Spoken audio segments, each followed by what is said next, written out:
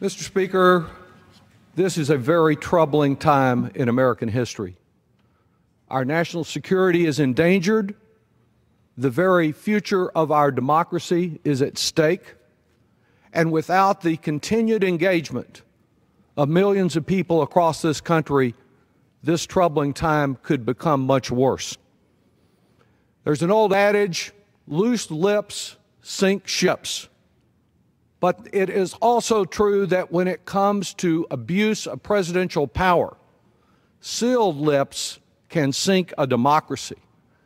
We've gone through a period where it would appear that some of our Republican colleagues are in a witness protection program because they've been unable to come forward with any words to comment on the continued abuse of power that we see played out each day, with one being more incredible than the one before. All United States intelligence services agree that the Russians interfered in our last election. Russia deserves sanctions, not secrets, not rewards. This is a president of the United States that invited Putin's gang right into the Oval Office. We don't know what they left behind to listen to the rest of the conversations, although they may not need to learn them surreptitiously since President Trump, in such a cavalier way, proceeded to share secrets with them.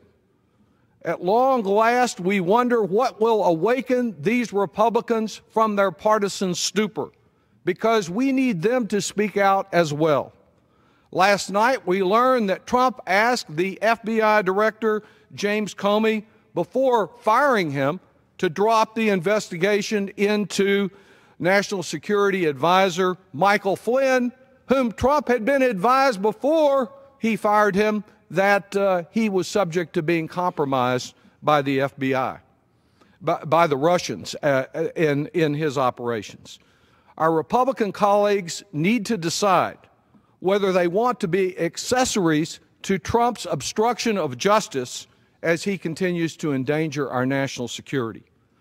Trump's firing of Director Comey is a shocking example of incredible duplicity that threatens the very fabric of the future of American democracy. It is a Nixonian dismissal that is designed to obstruct further inquiry into collusion between the Trump campaign and Russia. Trump even said himself during his NBC interview with Lester Holt that, quote, regardless of the recommendation from the Department of Justice, he was prepared and planning to fire the FBI director because of what he was doing with the Russia investigation. And that's part of a pattern, having fired the U.S. Attorney in New York City, having fired Sally Yates, the Deputy Attorney General, and then Mr. Comey. If you are perceived as crossing the line with President Trump, it's like an episode out of that old TV series, The Apprentice. You're fired. But this is not make-believe. This is the future of American democracy. With every day, we hear new cover-up evidence. What could possibly explain the continued Republican silence, the callous indifference? Well, Trump is the Republicans' golden ticket to denying health care coverage to 24 million Americans, and at the same time showering already with a bill passed in this House almost $1 trillion of tax breaks to the super rich and a handful of special interests.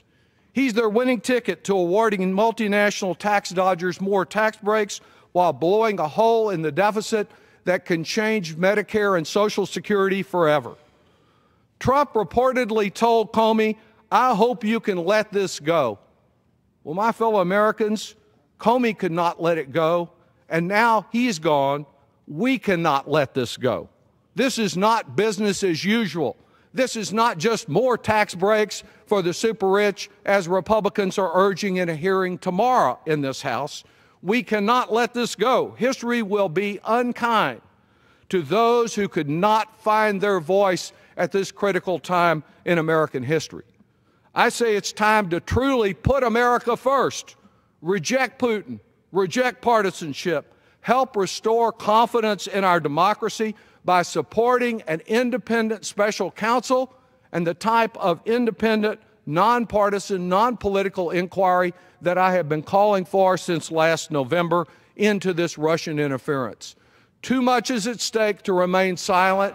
We must join together to address this challenge to our future. I yield back.